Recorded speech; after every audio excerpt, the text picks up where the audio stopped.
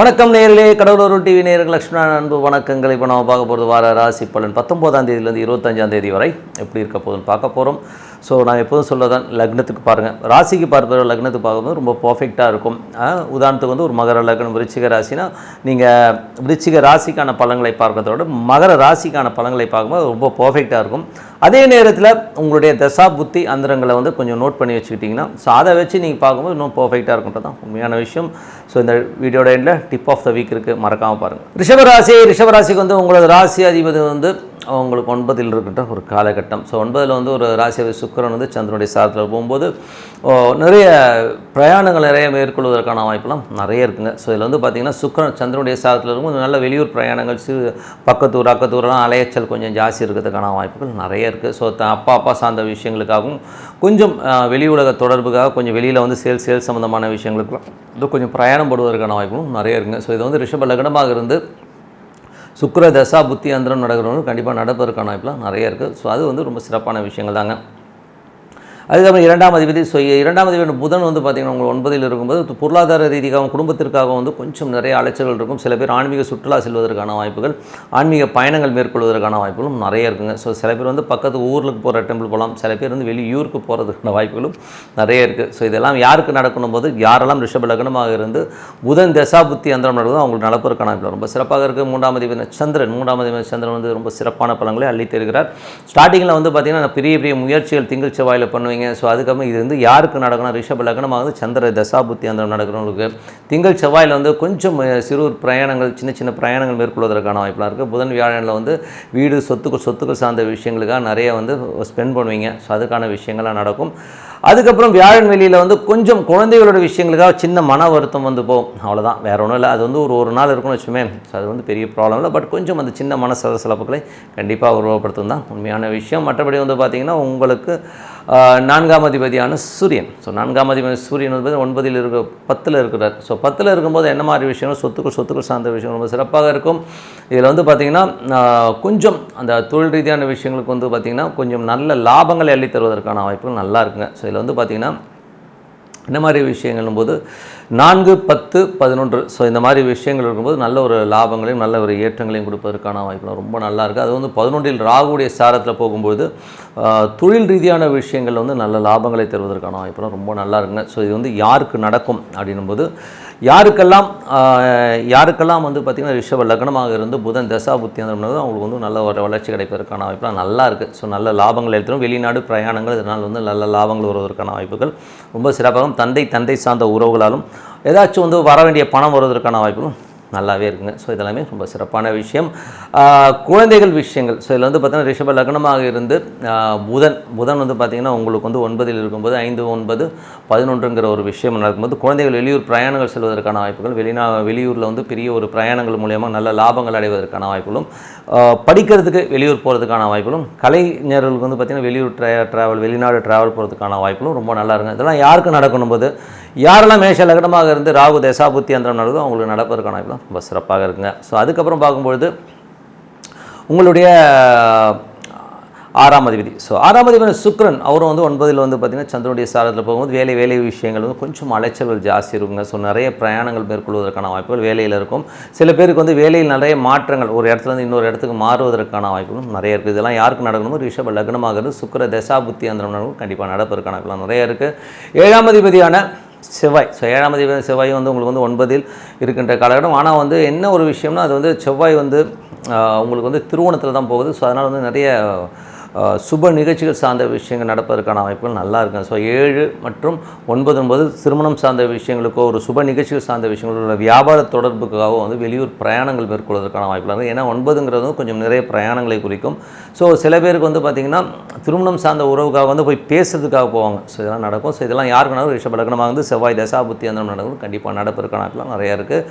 அதுக்கப்புறம் பார்க்கும்போது உங்களது 8ஆம் அதிபதி. ஸோ 8ஆம் அதிபதி குரு வந்து 12லேருந்து சுக்கிரனுடைய சாரத்தில் இருக்கும்போது கொஞ்சம் அந்த பிரயாணங்களில் ரொம்ப கவனமாக இருக்க வேண்டிய ஒரு காலகட்டம். பட் இருந்தாலும் வந்து 8 சம்மந்தப்படும் போதே குரு வந்து சுக்கிரனுடைய சாரத்தில் போகும்போது உங்களுக்கு வந்து வேலை சம்மந்தமான விஷயங்கள் ரொம்ப கவனமாக இருக்கணும். ஸோ வேலையில் நிறைய அலைச்சல் இருக்கலாம். சில நேரங்களில் வந்து ஒரு மன போராட்டங்களையும் கொஞ்சம் சலசலப்புகளையும் கண்டிப்பாக ஏற்படுத்துவதற்கான வாய்ப்புலாம் நிறைய இருக்குது. ஸோ அதனால் வந்து இது யாருக்கு நடக்கணும் போது ரிஷப லக்னமாக இருந்து குரு தசா புத்தி அந்தரம் ரொம்ப கேர்ஃபுல்லாக இருக்கணும்.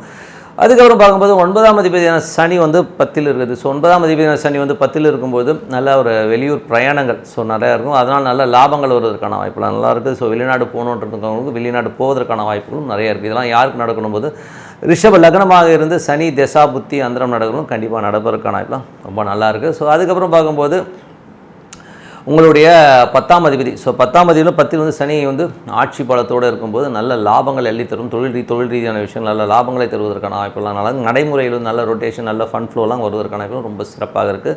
11ஆம் அதிபதி உங்களுக்கு வந்து குரு 12ல் இருக்கும்போது அதுவும் சுக்கிரனுடைய சாரத்தில் இருக்கும்போது கொஞ்சம் வேலை விஷயங்கள் நிறைய அலைச்சல் இருக்கும். வேலை விஷயமாக அங்கங்கே அலையிறது கொஞ்சம் வந்து ஒரு ஸ்ட்ரெஸ் இருந்தாலும் வருமானத்தை கொடுத்தாலும் கொஞ்சம் நிறைய ஸ்ட்ரெஸ்ஸை கொடுப்பதற்கான வாய்ப்புலாம் நிறைய இருக்குது.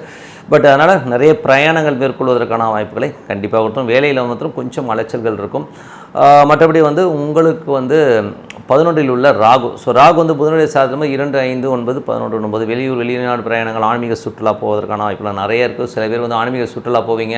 குழந்தைகளோட வளர்ச்சி குழந்தைகளோட ட்ராவலாம் நிறைய இருப்பதற்கான வாய்ப்புலாம் இருக்குது. யாருக்கெல்லாம் ரிஷப லக்னமாக இருந்து ராகு தசா புத்தி அந்தரம் நடக்குதோ அவங்கள நல்ல ஒரு ட்ராவல் நல்ல விஷயங்கள் நடப்பதற்கான வாய்ப்பு ரொம்ப சிறப்பாக இருக்குது. 12ஆம் அதிபதி செவ்வாய் உங்களுக்கு வந்து 10லிருந்து அது வந்து ஒரு நல்ல வளர்ச்சியும் நல்ல ஒரு 12ல் வரும்போது தொழிலில் வந்து கொஞ்சம் நமக்கு வந்து அலைச்சல்களை ஏற்படுத்துவதற்கான வாய்ப்புகள் நிறைய இருக்குது. ஸோ இதில் வந்து பார்த்திங்கன்னா கொஞ்சம் பிரயாணங்கள் அதாவது சுப நிகழ்ச்சி சார்ந்த விஷயங்கள் திருமணம் சார்ந்த விஷயங்கள்லாம் கொஞ்சம் பிரயாணங்கள் மேற்கொள்வதற்கான வாய்ப்புகளும் நிறைய இருக்குது. ஸோ இதெல்லாம் யாருக்கு நடக்கும் ரிஷப லக்னமாக இருந்து செவ்வாய் தசா புத்தி அந்தரம் நடக்கும் கண்டிப்பாக நடப்பதற்கான வாய்ப்புலாம் நிறைய இருக்குது.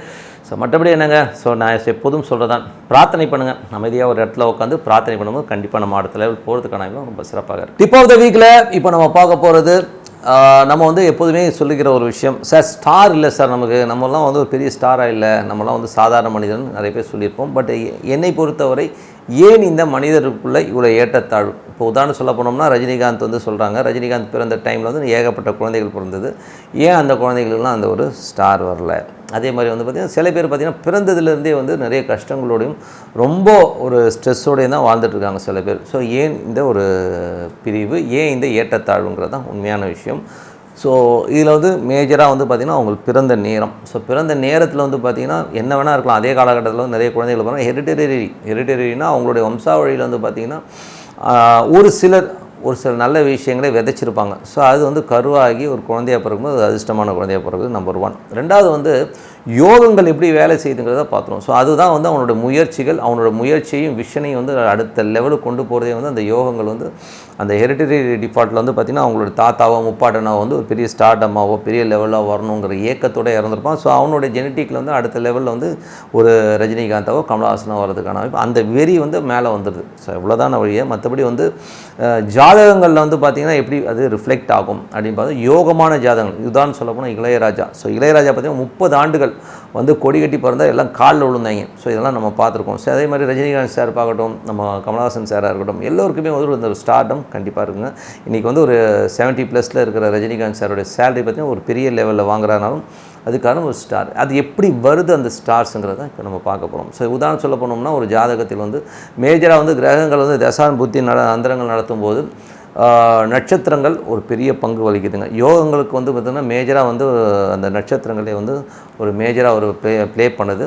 ஸோ சில பேருக்கு வந்து அவயோக அவயோகம்னா ஒரு 6, 8, 12 நட்சத்திரங்கள் வந்து உப நட்சத்திரமாக வரும்போது கண்டிப்பாக வந்து ஒரு ராங் கான்செப்டில் வந்து அந்த குழந்தைகள் போகிறதும் அது கஷ்டப்படுறதும் வந்து இயற்கையாகிடுது. அதே மாதிரி வந்து சில பேருக்கு வந்து நல்லா யோகமான ஒரு திசைகள் அந்த திசையே வந்து ஒன்றுமே இருக்காது. சில நேரங்களில் பார்த்திங்கன்னா திசை சாதாரணமாக இருக்கும். பட் நட்சத்திரங்கள் வந்து நல்ல யோகமான ஒரு நட்சத்திரங்கள் அந்த கிரகங்கள் அமைஞ்சிரும். ஸோ அவங்களுக்கு வந்து பார்த்திங்கன்னா ஒரு பெரிய லெவலில் வந்து கொண்டு போகிறது தான் இது முக்கியமான விஷயம். மற்றபடி வந்து அந்த திசை வருது கூட பெரிய விஷயம் இல்லைங்க. அந்த கோச்சாரத்தில் வந்து நமக்கு வந்து கை கொடுக்கணும். ஸோ அதுவும் ஒரு பெரிய ப்ளஸ் இருக்குது. ஸோ இவங்களுடைய ஸ்டார்ஸ் வந்து பார்த்திங்கன்னா மேஜராக பார்த்திங்கன்னா சில பேருக்கு வந்து ஒரு 2-3 ஸ்டார் வந்து பக்காவாக உட்காந்துருவேன். ஸோ அது அவங்களெல்லாம் வந்து கையிலே பிடிக்க முடியாது. அவங்களாம் பார்த்திங்கன்னா ஒரு 30 ஆண்டுகள் வந்து கொடி கட்டி பறக்குது 40 ஆண்டுகள் கொடி கட்டி பறக்கலாம் வந்து இந்த ஸ்டார்ஸை வச்சு தானே வழியாக. மற்றபடி வந்து தசாபுத்திகள்லாம் வந்து அடுத்த லெவல். பட் ஹெரிட்டரியும் ஒரு காரணம் இருக்குது. பட் இருந்தாலும் இப்போ ரஜினிகாந்த் வந்து பிறந்த டைமில் வந்து நிறைய குழந்தைகள் பிறந்தாலும் அந்த குழந்தைகளில் வந்து பார்த்திங்கன்னா அது வந்து அந்தந்த லெவலில் வந்து அதோடைய எய்மில் வந்து இவர் வந்து ஒரு 1 லட்ச ரூபாய்க்கு வந்து சக்ஸஸ்ஃபுல்லாக இருக்காருன்னா அந்த குழந்தைகள் வந்து ஒரு 10,000 ரூபாயில் சக்ஸஸாக இருக்குன்றதான் விஷயம். மற்றபடி சக்ஸஸாக இல்லைன்றது வந்து சொல்லவே முடியாது.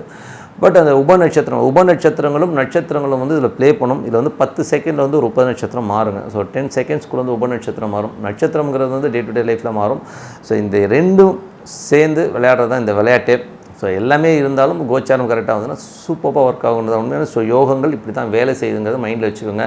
அதனால் வந்து எல்லாத்தோட பெரிய விஷயம் என்னென்னா, என்ன தான் யோகங்கள் இருந்தாலும் நம்ம முயற்சி பெருசாக இருக்கணுங்க.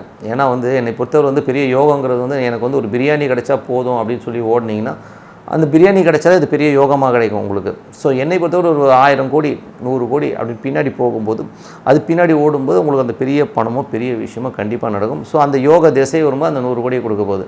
இல்லைங்க எனக்கு வந்து இன்றைக்கி வந்து 10,000 போதும், எனக்கு ஒரு பிரியாணி டெய்லி கிடைச்சா போதும் அப்படின்னு சொல்லி உடனே அந்த பிரியாணி கிடைக்கும்போது அது ரொம்ப சந்தோஷமான வாழ்க்கையாக மாறிடும். ஸோ உங்களோட மனசு எதை கேட்குதோ அதை கொடுக்கும். அதுக்கு யோகங்கள் வந்து இப்படி தான் வேலை செய்ய முடியும். ஸோ நீங்கள் கேட்குறதே பெரிதினும் பெரிதுகள்னு தான் சொல்லணும். ஸோ உங்களுடைய ஸ்ட்ரக்சரை பெருசாகிடுங்க. எத்தனை பேர் வந்து நீங்கள் பார்த்துட்ருக்கவங்க ஒரு பெரிய எய்மோடு இருக்கீங்க, என்னை எவ்வளோ சம்பாதிக்கணும்னு நினச்சிங்க, இதெல்லாம் யோசிச்சு பாருங்கள். உங்களுக்குள்ளேயே கேட்டு பாருங்கள். நம்ம எல்லை வந்து ரொம்ப சின்னதாக தான் இருக்கும். காரணம் இல்லை, உங்களுக்குள்ளேயே ஒரு எல்லையை வகுத்துப்பீங்க. ஸோ இது இருந்தால் போதும்னு. அப்படி இல்லாமல் நல்லா பெருசாக எய்ம் பண்ணுங்கள். பெரிய வாழ்க்கை உங்களுக்காக காத்திருக்கு. அதுக்கு பிரார்த்தனையும் அவசியம். ஸோ மனதார பிரார்த்தனை பண்ணி பெரிய லெவலில் வரணும்னு சொல்லி நீங்கள் கனவு கண்டிங்கன்னா கண்டிப்பாக கிடைக்கும். ஸோ அதுக்கான முயற்சியில் எடுங்க. அப்படி வந்து யோகங்கள் வந்து ஸ்டார்ஸே ஒர்க் ஆகலனோட ஒரு பீரியடில் அட்லீஸ்ட் வந்து 3 வருஷமோ 5 வருஷமோ உங்களை ஒரு பெரிய லெவலில் கொண்டு போய் உட்கார வச்சுங்கிறதுல எந்தவித மாற்றம் இல்லைன்னு சொல்லிட்டு உங்களிடம் விடைபெறுவது உங்கள் லட்சுமி நாராயணன். கடவுள் அருள் டிவியை பார்த்தமைக்கு நன்றிகள். மேலும் இது போன்ற தகவல்களை தெரிந்து கொள்ள கடவுள் அருள் டிவியை சப்ஸ்கிரைப் செய்யுங்கள். மறக்காமல் பெல் ஐக்கானை கிளிக் செய்யுங்கள்.